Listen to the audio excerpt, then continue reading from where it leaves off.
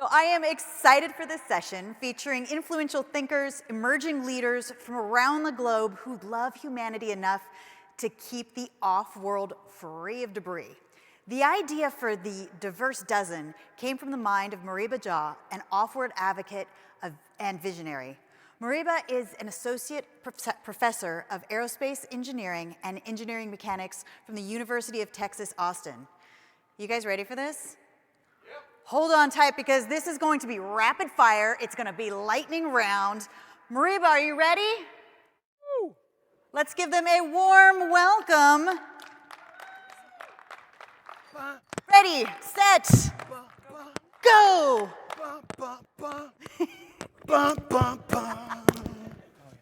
All right.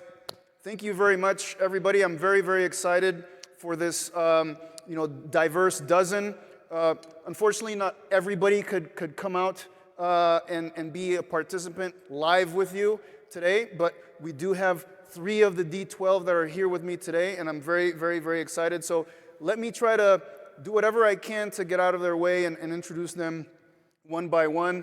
I think the thing that I really want to come across to everybody is that the goal is how can we recruit empathy across humanity and persuade every person to embrace stewardship as if our lives depended on it.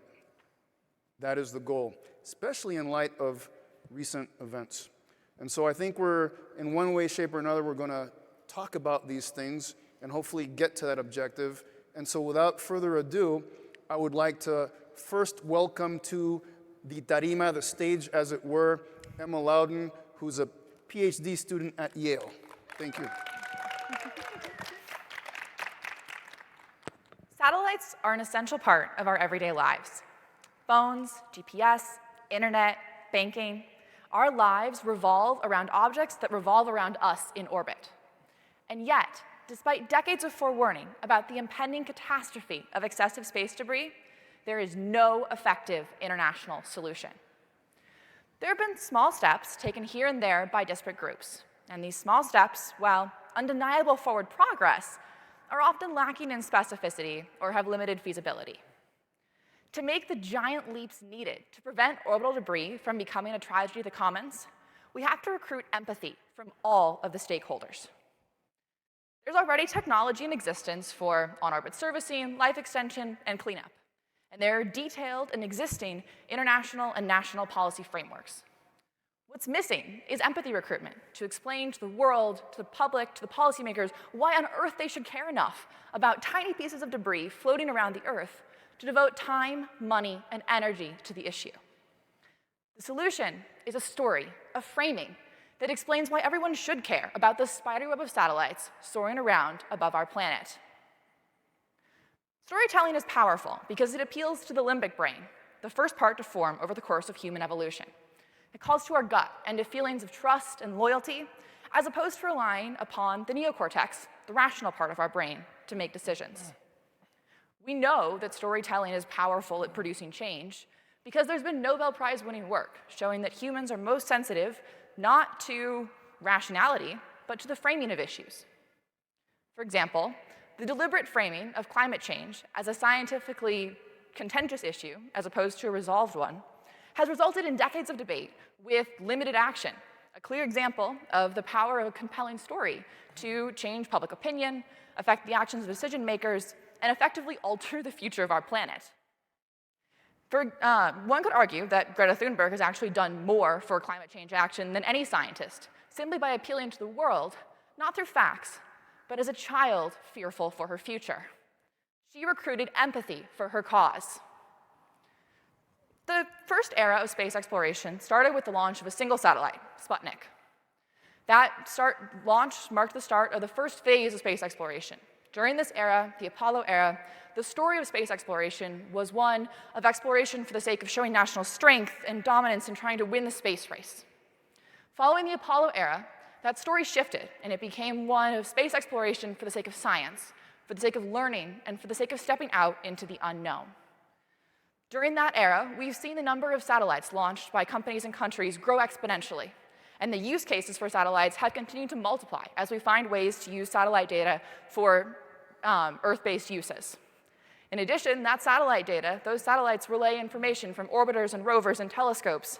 And these data allow us to gain fundamental insight into the history of the cosmos and the survivability of life in the solar system and beyond. These satellites are a foundational part of the scientific enterprise and innovation. And beyond that, they're foundational for our society and for our future. And as space exploration continues to evolve, and we use these satellites more and more, and there are more of them, we need to have a mindset of sustainability, or else we will risk disaster. To find a solution to space traffic management requires the collaboration of industry, academia, and essentially every country's government. To bring all those players to the table to negotiate, let alone to find a solution, requires that everyone be committed to sustainability and want to achieve that goal and understand that mindset and the importance of it. And to do that, we need a compelling story. To be clear, I am not arguing for a return to the myth of space as inspiration for greatness that dominated the Apollo era. We need a new story that represents the new world that we live in. In the past 70 years, space exploration has shifted from something that we do for political purposes to something that we do for scientific purposes. And now, we are entering a third phase of space exploration. This phase combines the awe-inducing power of the Apollo era with the technical expertise of the second phase. In this era, we must explore for the sake of urgency and empathy. It is no longer exploration because we can. It is exploration because we must. The wise space story we tell as we enter this new era of space exploration must reflect the new priorities of the generations who are living under the worst ever levels of income inequality and facing deadly and imminent climate change-induced disasters. It cannot be a story of white men climbing into capsules and shooting into space under the stars and stripes. It needs to be a story that represents the potential of the entire globe. As the next space generation, we have the deep privilege of authoring the next chapter of space exploration. May we honor that privilege by writing a story grounded in intersectionality, diversity, and sustainability. Thank you. Woohoo! I thought I was good at this stuff. Oh my goodness. That was amazing. That was amazing.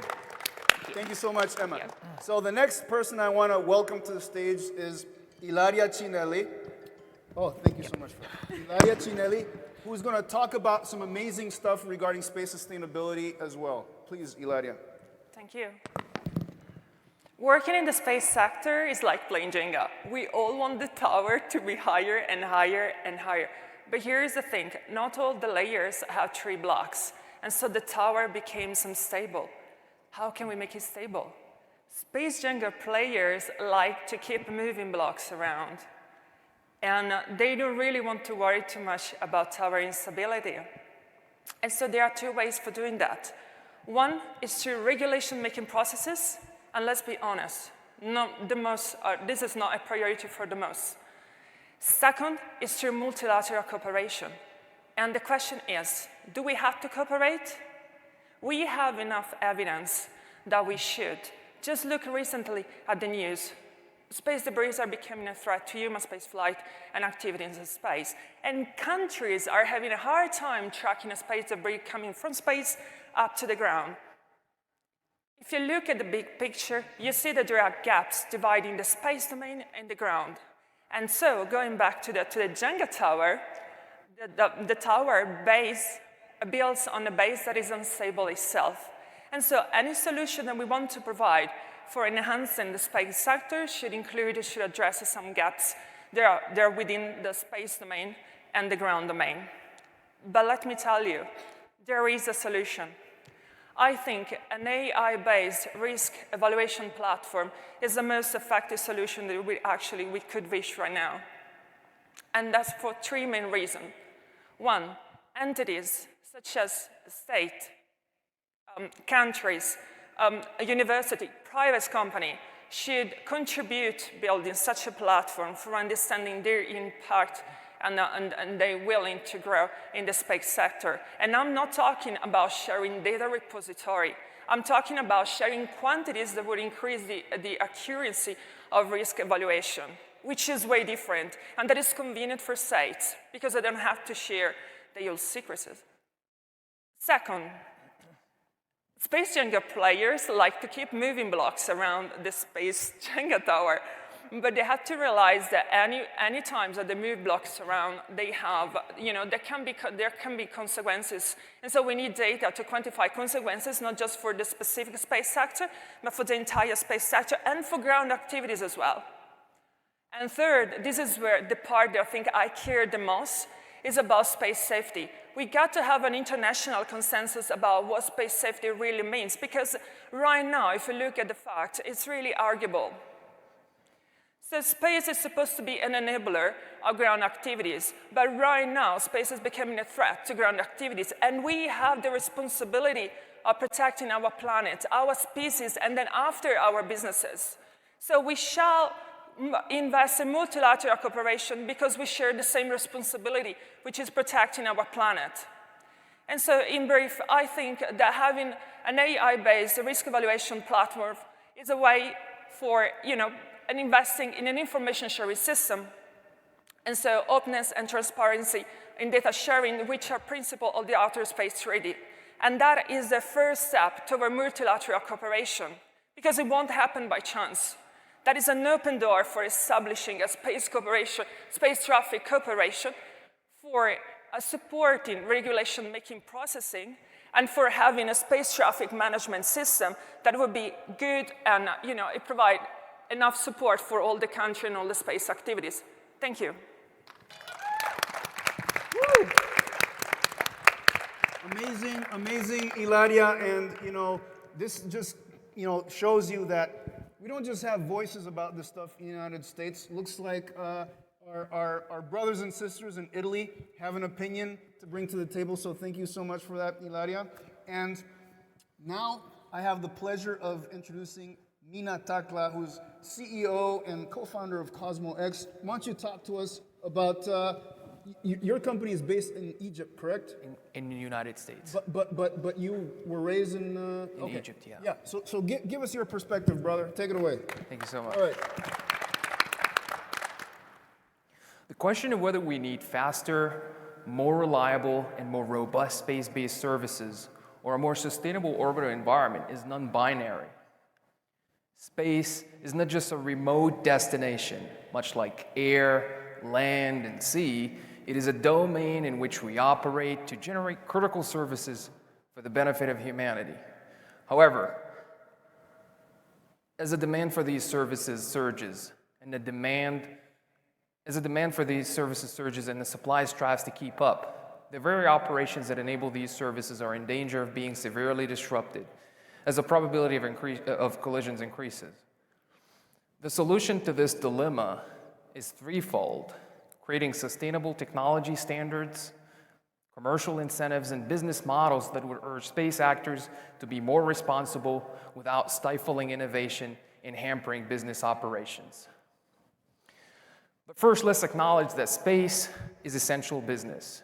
The national and commercial assets we operate in orbit do not just create services for billions of global consumers. They're also of paramount importance to our national security, the backbone of our modern economy, and our only hope to tackle climate change and disasters, to say the least. Responding to growing market needs, the total number of satellites quadrupled over the past decade. On top of that, there are over the total number of satellites planned to launch by 2029 is expected to grow by over 2,200% over the current decade. So I think that the 5 dimensions adding fuel to the orbital debris crisis are surging demand and exponential supply, lowering barriers to entry, attracting actors with varying standards, cultures, and levels of development, growing numbers and threats of orbital debris, ineffectiveness of non-binding regulations, and last but not least, proliferating destructive counter-space capabilities, most notably anti-satellite weapons and weaponized dead satellites. Entropy tends to increase with time, that is, as space gets more congested and contested, the probability of debris generating collisions will naturally keep increasing with time. So the question becomes to incentivize or to penalize. I say incentivize.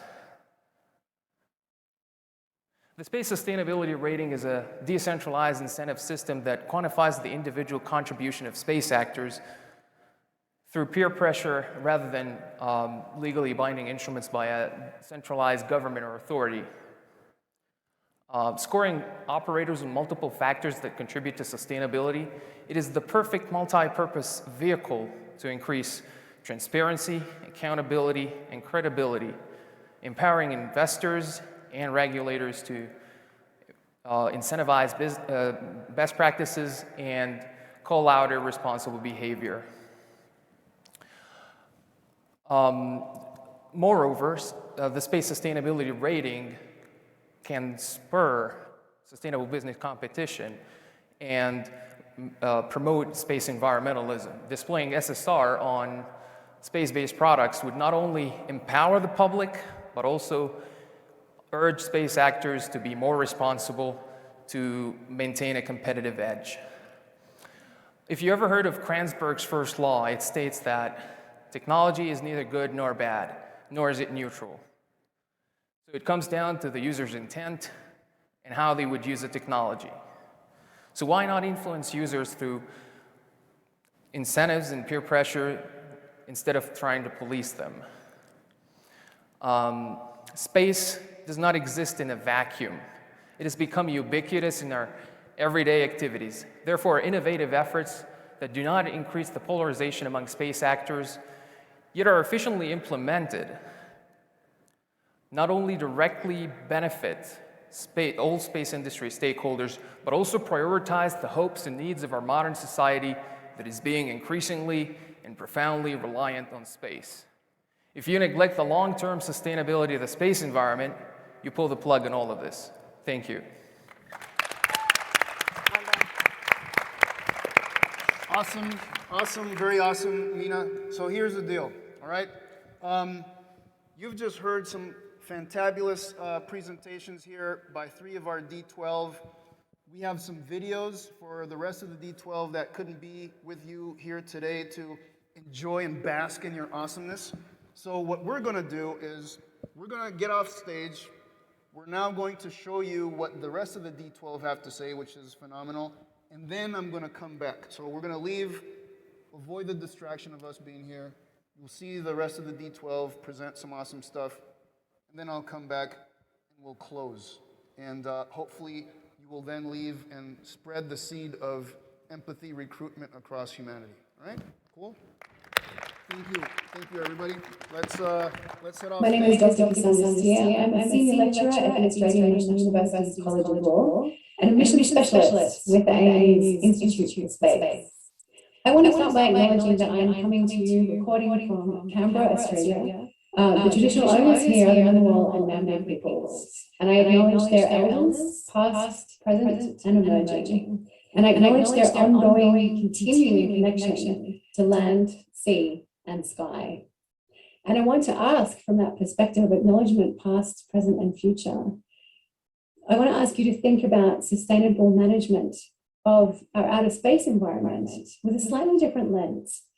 And that is that as we have increased participation in the space sector, more and more countries launching and operating space programs, and more commercial entities doing so as well, we really need to be thinking long-term sustainability. We're dependent today, we're only going to be even more dependent tomorrow and in the near future on our near space environment.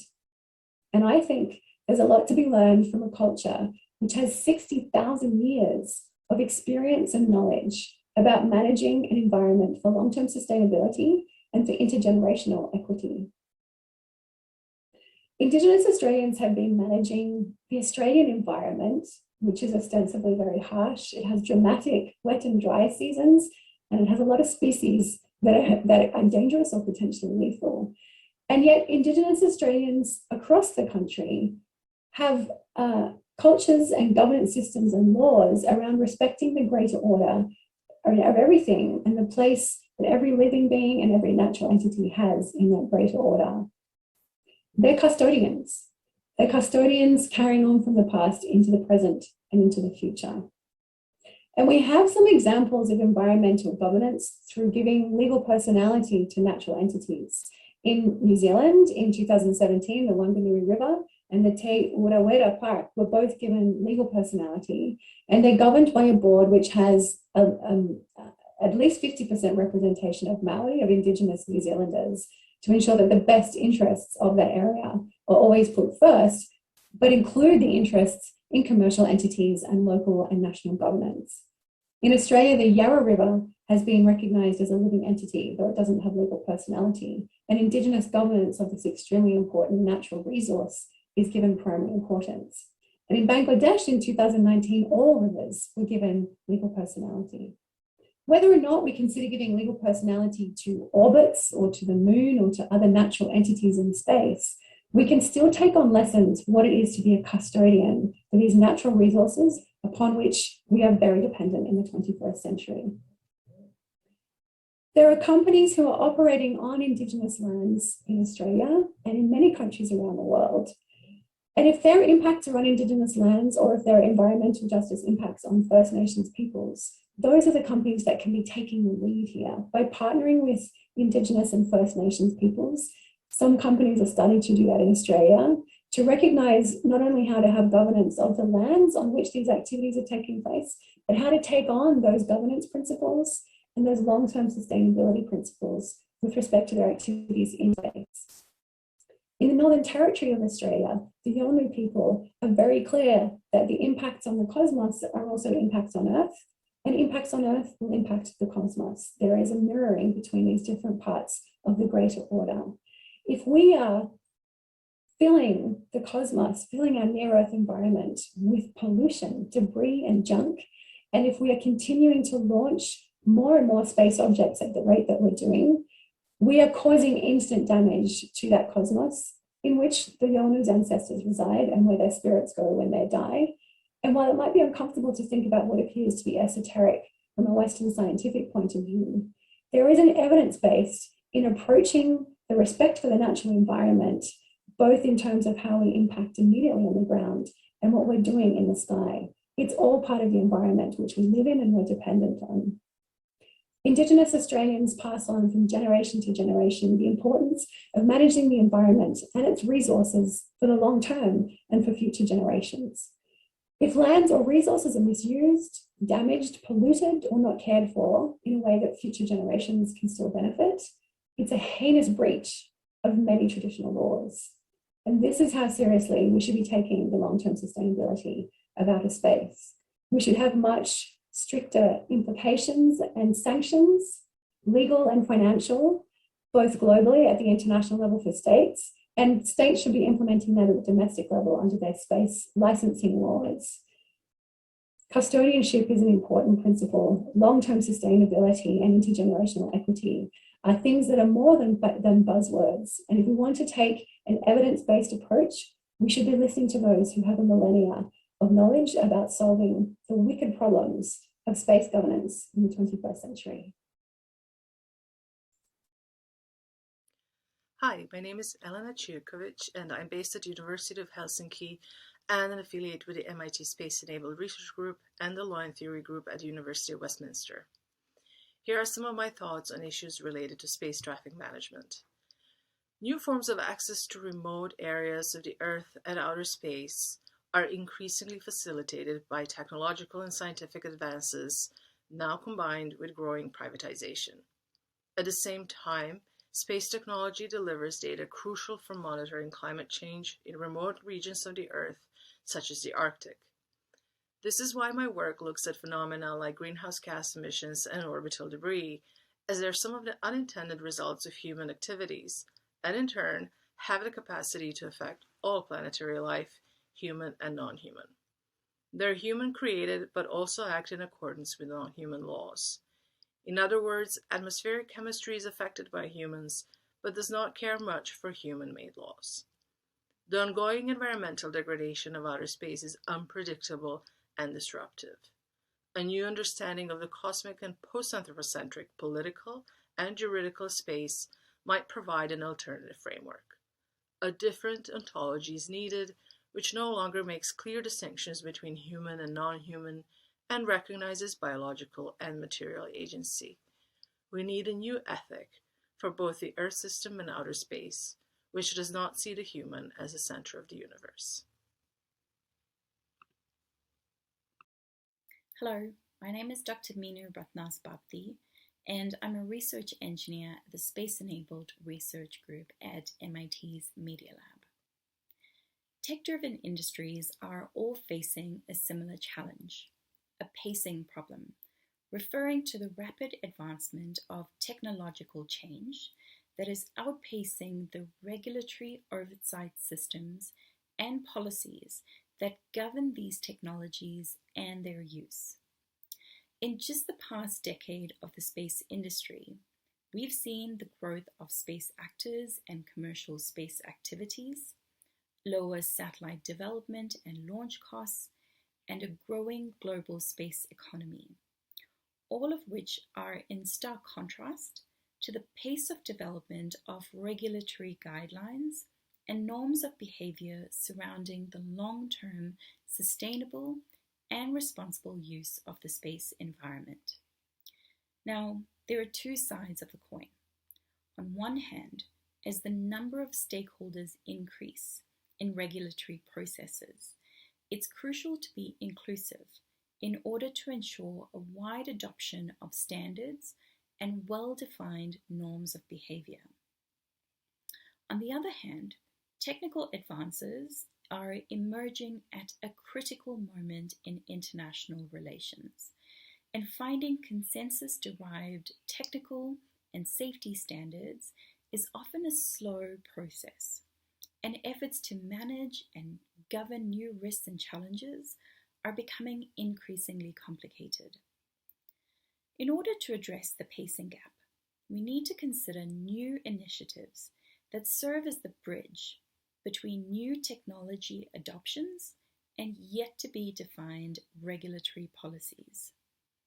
One such example is the work of the Space Sustainability Rating, or SSR, developed by an international consortium consisting of the World Economic Forum, the Space-Enabled Research Group at MIT's Media Lab, the European Space Agency, the University of Texas at Austin, and Bricetech, and currently hosted by the EPFL Space Center eSpace.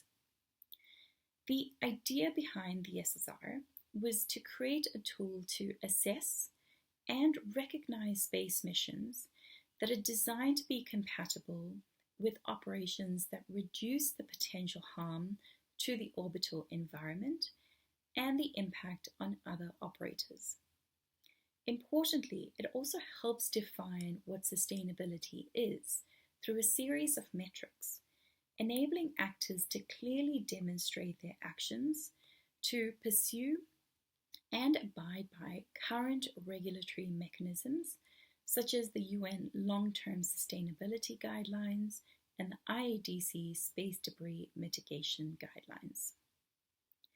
Let's take, for example, one of the 6 modules that constitute the SSR, namely external services, which aims to recognize actions taken by operators to have their missions serviced in the future, or their commitment to use or demonstration to use on-orbit servicing.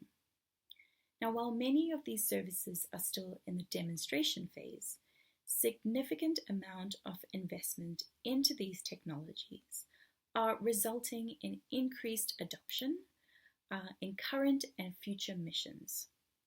By including these technologies adoptions in the SSR module, it allows a pathway to recognize actors for their efforts towards sustainability, while also supporting and shaping new approaches to regulatory standards, such as the work by CONFERS. A wide range of efforts are already underway to deal with emerging challenges and risks. Some of these actions being spearheaded by governments, while others are the product of a consortium of actors from a wide array of disciplines. Initiatives such as the SSR and work by consortiums in developing clear technical definitions and expectations of the responsible use of space need to be acknowledged, strengthened, and scaled, as they serve as a bridge and a solution to the pacing problem, as well as inform governance and multi-actor cooperative arrangements. Thank you.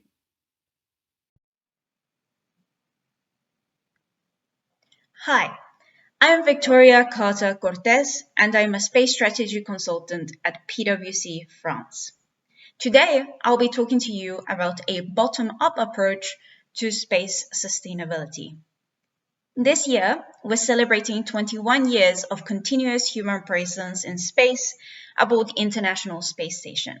That's over 2 decades of continuous international cooperation, inspiration, and discovery, which is certainly a tremendous achievement. However, our access to space is not just about astronauts in spacesuits.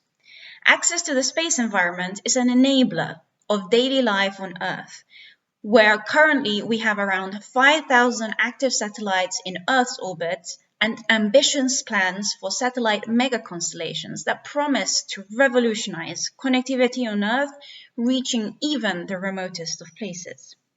In some way, we're all users of space, either directly or indirectly. Yet, how many of us actually self-identify as space users? Think of your monthly online rent payment, or that last ATM transaction. Those were enabled by time synchronization technologies based on space systems. Your last Uber ride? That was likely enabled by satellite navigation, as is your access to other forms of transportation across air, land, and sea. Your ability to plan for tomorrow based on the weather forecast is also thanks to space systems applications with their privileged orbital insight. These are just a few examples of the technologies enhanced by satellite-derived applications and services that we daily benefit from on Earth. So given that space systems are so deeply embedded in our modern infrastructure, why are we mostly just passive consumers of them? We're often dazzled when we think about space, viewing it as a place to explore, far removed from us and accessible to only a select few. However, maybe it's time that we instead see it as a finite resource, a resource that is readily being exploited for our common benefit. How we disseminate the kinds of activities that we're carrying out in space has the potential to impact our collective sense of awareness and willingness to better steward the space environment. It also provides an opportunity for us to better engage with the public in order to make us all joint shareholders in our space future. This would represent nothing short of a paradigm shift in space sustainability. Promoting a collective consciousness of space traffic management and space sustainability issues, whereby global citizens see themselves as users of space, has significant potential. With heightened sensitivity comes increased investment in the issue worldwide, which can in turn generate a critical mass of informed citizens able to spur policy discussions at a local and national level. This could ensure that this topic remains high on the policy agenda, leading to the integration of sustainable practices in space from a national regulatory standpoint. Furthermore, such an activity can also serve as a driver to attract talent towards initiatives that focus on identifying space traffic management and space sustainability solutions, such as citizen science activities and student-led groups, which could model and be testbeds for data sharing practices prior to their broad implementation.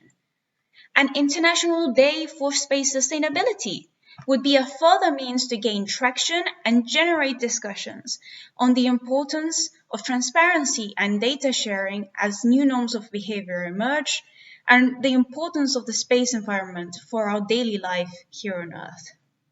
All these activities could serve to empower currently non-spacefaring nations to act as active advocates of space sustainability measures to preserve the space environment, which we know is already suffering from persisting space debris and increasing space traffic, particularly in the congested lower Earth orbit and geosynchronous equatorial orbit. In this way, we could prevent further degradation of the Earth orbits to preserve space access for tomorrow's space actors, ensuring equitable access to global and economic development through space. It is clear that our reliance on space is ever increasing, leading to heightened tensions between the rapidly growing space sector and our collective ability to maintain the conduct of space activities indefinitely into the future, as outlined in the long-term sustainability guidelines. This is not too dissimilar to what we have already experienced or are already experiencing as a result of industrialization here on Earth, which is often associated with negative impacts on the environment. It would seem reasonable, therefore, to assume that the more actively citizens engage with both the criticality and the finite nature of the space environment, the greater the possibility for responsible stewardship of this resource.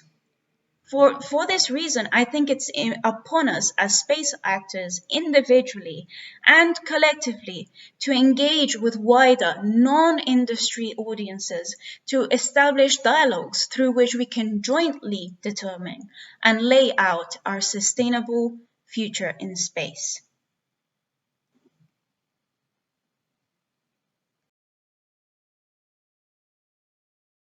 Hi, my name is Hjalte Osborn Fransen, and I'm a space lawyer at University of Copenhagen, Denmark. I am here to argue that one of the most important areas for us to work on in space traffic management is the fundamental rules of the road. As you all know, space activity is growing rapidly, especially the number of satellites in low Earth orbits is on an exponential growth curve. We've gone from only 100 or 200 satellites placed in orbit per year to more than 1,500 last year. And this is a trend set to continue. At the same time, the complexity of the mission is increasing. So we have things like on-orbit servicing, mega constellations, and even space tourism. All of this requires or creates an urgent need for space traffic coordination. Of course, one could wish for some kind of international treaty instituting an institutional framework, like we see, for example, with airspace, where we have the International Civil Aviation Organization. However, it seems very unlikely in the current geopolitical climate that any sort of binding international treaty for space traffic will emerge. Therefore, we need to move forward through other means. Now, what is traffic?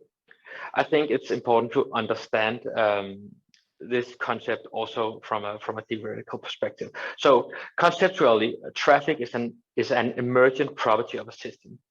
It emerges when a sufficient number of independent actors interact in an uncoordinated manner and with incomplete information about each other.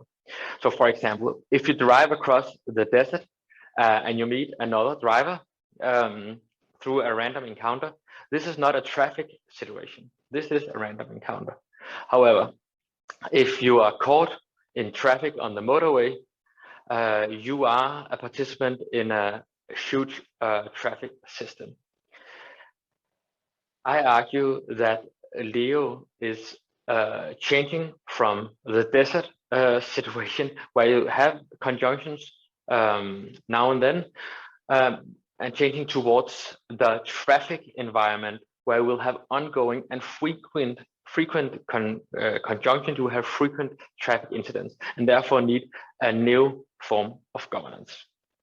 To stay in the metaphor, the reason why you can safely drive down a highway with 100 kilometers an hour, for example, alongside hundreds of thousands of other participants, is that you follow the same basic rules. This creates an predictable environment for you, and it also allows you to communicate your intent with the other actors with very simple means with low broadband. For example, you can blink your light for lane shifts. So, of course, if the motorway had no rules of the road, it would be very unsafe. But just as importantly, it would be much less efficient. Because that, if there was no rules of the road, you would have no predictability. You would drive very slowly in order to be safe. You would drive a very long distances between drivers in order to be safe. And the same goes for the orbital environment. If we do not establish fundamental rules of the road, we will have much lower carrying capacity in space, because all the single actors will not know the intentions and cannot predict the actions of other actors in orbit, and therefore they will require longer safety distances. They will require much more time to handle a conjunction, for example. So I argue it's a very high priority for us to establish these basic rules of the road in space. So how does this happen? Looking to other traffic domains, we can see that even the very well regulated traffic domains of sea, airspace, and road traffic did not start out with top-down institutional frameworks. They also started with norms emerging from the actions of actors. So we had customary rules emerging globally many years, and for law of the sea, decades before we had any type of international institution formalizing the rules. So we can hope for the same kind of process for space, but this requires us to work together internationally. It requires the technical and the legal disciplines to work together, but most importantly, it requires the actual practitioners, the satellite operators, to start sharing their practices, to open up about how they handle conjunctions today, and just as importantly, how they want to handle conjunctions in the future with much higher frequency. What kind of parameters, for example, should determine right of way? Is it propulsion? Is it the value of the mission? Is it the value of the satellite? Is it what direction you come from, etc., etc.? These are all questions that we need to discuss, and it's questions where we need to be specific. So step one is to start sharing practices, start formulating proposed rules so that we can discuss, test, and improve. That's all I have to say for now. I'm very happy to take any comments or questions here or through email. Thank you for listening. Bye. Hello, my name is Victoria. I'm a second-year master student in Skolkovo Institute of Science and Technology, and here is my OPED, which is called Bringing the Best of the Earth into Space. We are experiencing a true paradigm shift in space operations. New space has brought about a transition to a new era of space solutions for an increasing number of industrial sectors, such as telecommunication, transport, and agriculture. This has resulted in a significant growth in the number of satellites launched into space each year.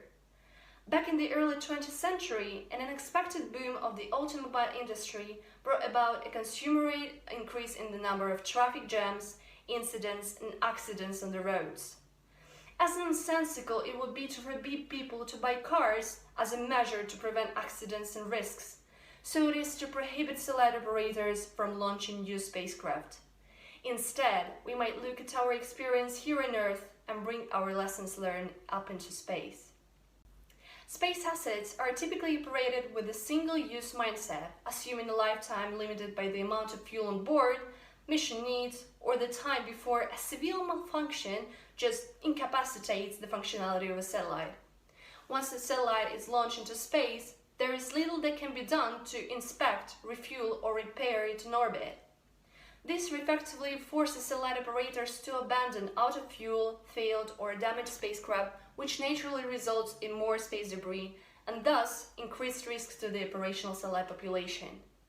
It would be absolutely insane to treat our personal cars as single-use and leave them on the highways when their fuel tanks were empty or they had just issues with their engines. Following the same manner in space, I foresee the switch from disposable space vehicles in favor of reusability, refuelable, recyclable spacecraft, in order to maximize exploitation of space assets and reduce the number of dead satellites speeding along the orbital highways. However, an obvious question that might arise is as follows: how to refuel or refurbish assets if there are no gas or repair stations in space? Indeed, the majority of space missions are currently developed considering that satellites cannot be serviced, as it is typically done to cars. It is somewhat a chicken and egg problem. Satellites are not supposed to be serviced because there is no infrastructure in space to do it, and there is no infrastructure because satellites cannot be serviced. To break this cycle, the development of a flexible and reusable in-space robotic service infrastructure might become a possible solution to initiate the transformation of space environment and facilitate sustainable space exploration. The way I envision the infrastructure is as a system of servicing assets performing rendezvous and docking with customer satellites to provide maintenance support directly in orbit, as well as depots supplying the services with fuel and necessary tools. Satellite operators might request such services as satellite refueling if one is out of fuel, refurbishing if one is damaged or malfunctioned, and relocating if one took an incorrect orbital trajectory instead of having to replace a satellite with a new one. Moreover, the infrastructure might include additional features such as a satellite inspection system, just like surveillance around our cities and towns, that will provide regulating authorities with real-time data on the current situation in orbit to control the traffic. Active debris removal, as a persistent part of the in-space infrastructure, would become another feature to ensure effective space debris management by capturing and deorbiting debris in a controlled and safe fashion. Of course, there is no one-size-fits-all solution to all the issues that our near-Earth outer space ecosystem is facing today. The introduction of in-space service and infrastructure obviously might not be the best one related to traffic management issues. Some may even claim that there are dozens of issues related to the regulation of service activities that might become a severe obstacle to implementing the infrastructure, and certainly a topic for a few more op-eds. The main point here is that we may look at our experience we have already had on Earth, such as how we tackle surface, maritime, and air traffic management, and bring the best solutions into space. We should either learn how to be flexible and adapt to the challenges of sustainable space exploitation, or discard the ideas of space exploration overall. Thank you. Hello everyone, Namaste. My name is Nidhi Sandeep Vasaikar. I'm an aerospace engineer from India.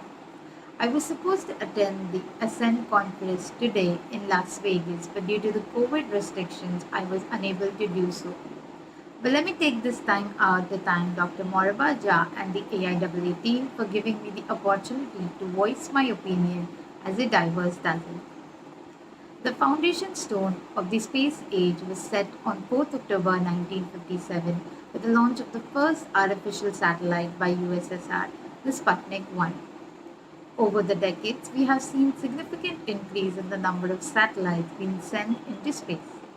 A study conducted by the United Concerned Scientists accounts the total number of active and inactive satellites operating around the Earth as of 1st Jan 2021 to be 6,542, including the 850 launched only in 2021.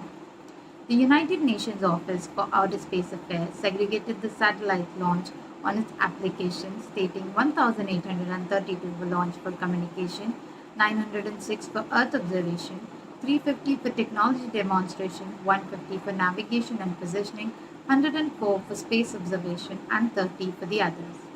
The main culprit being the CubeSats, which are smaller in size, need shorter development time, they are super affordable, and comes with greater security.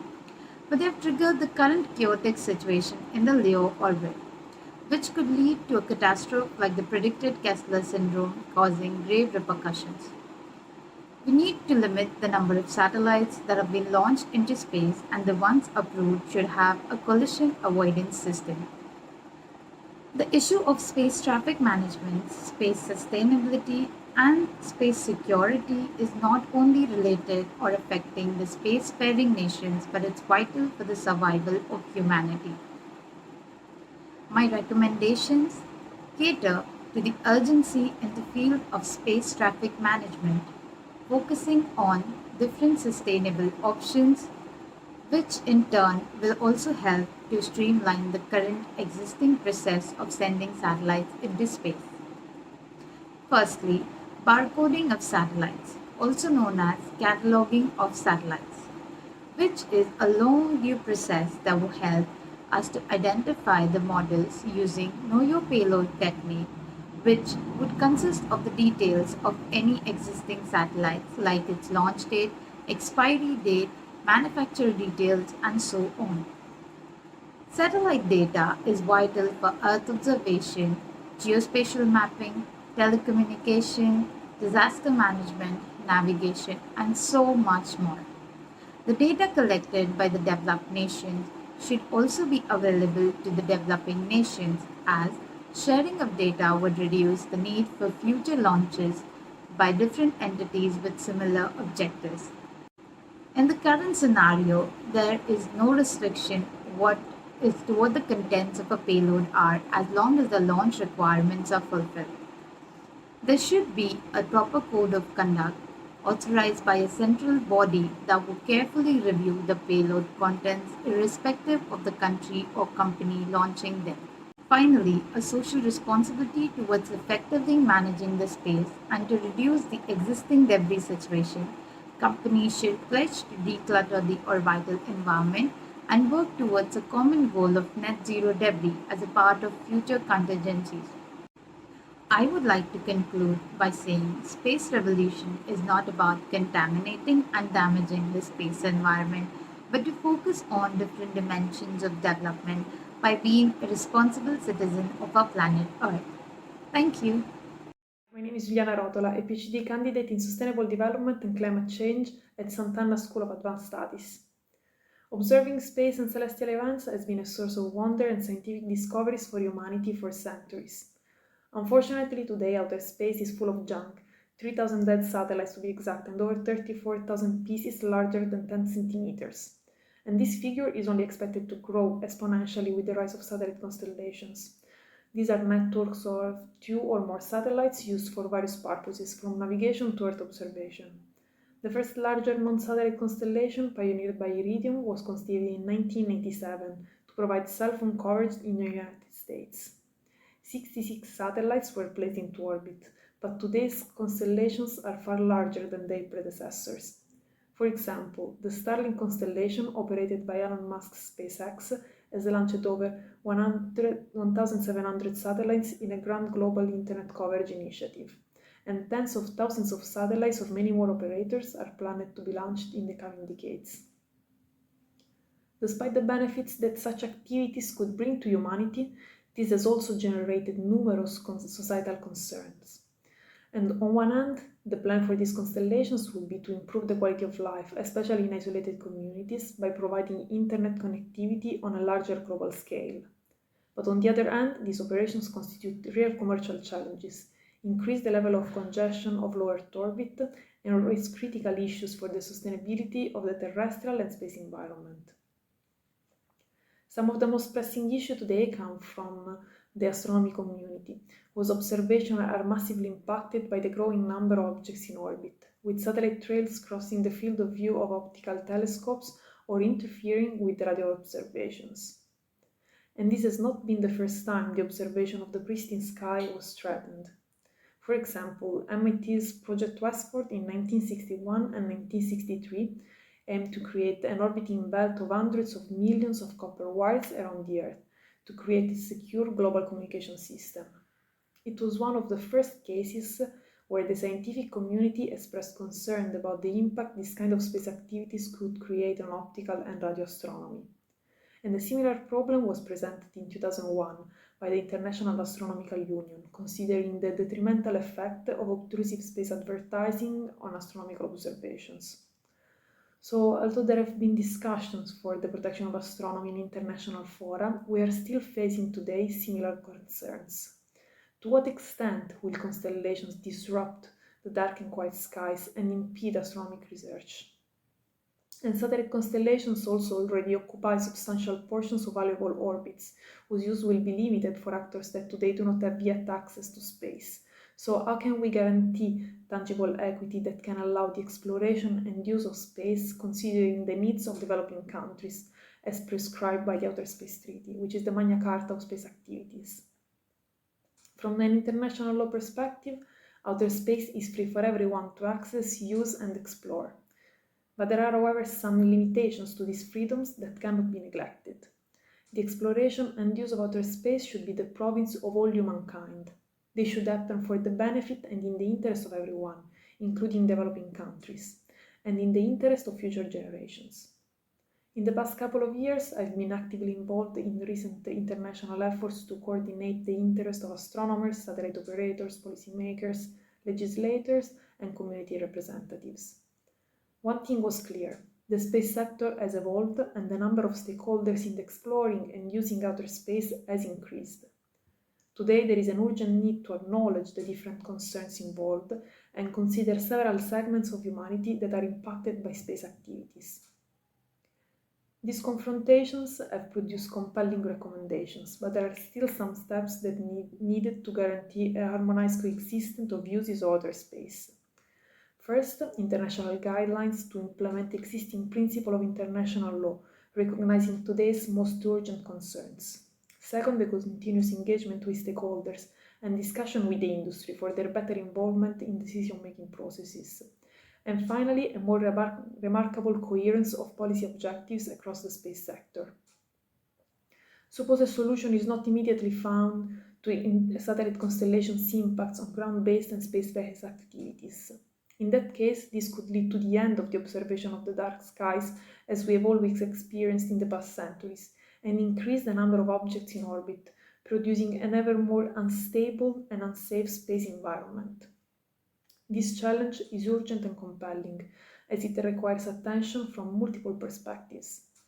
From a technological point of view, to define and mitigate the effects deriving from the deployment of hundreds of thousands of space objects. From a legal and political aspects, as it needs the coordination of national and international instruments to provide well-defined guidelines and rules to satellite operators. But also business considerations, which allows the creation of an efficient market in compliance with the limitations provided.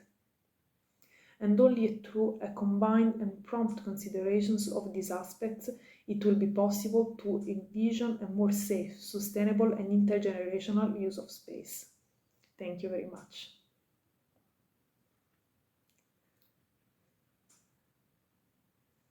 Woohoo! What? How did this end so soon? All right, let's welcome back my three counterparts here. So look, first and foremost, as I conclude, I want to say thank each and every one of you very much for coming and listening to what this great ensemble of humans that have something meaningful and compassionate to say about space safety, security, and sustainability are all about. I want to personally thank Emma, Mina, and Ilaria for being able to make the trip here to be with us in person. So thank you very much to all three of you. And I guess the last but not least, I want to encourage each and every one of you before this is all done and we all go home to personally, I'm going to put them on the spot to personally engage with each and every one of them and poke their brains for things that they've been talking about and thinking about. And the D12 is set to be an annual part of Ascend, and so I'm looking forward to next year. Hopefully more people will be able to attend in person.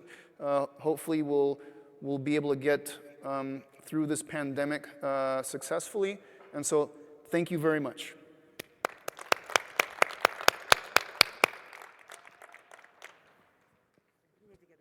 A group shot.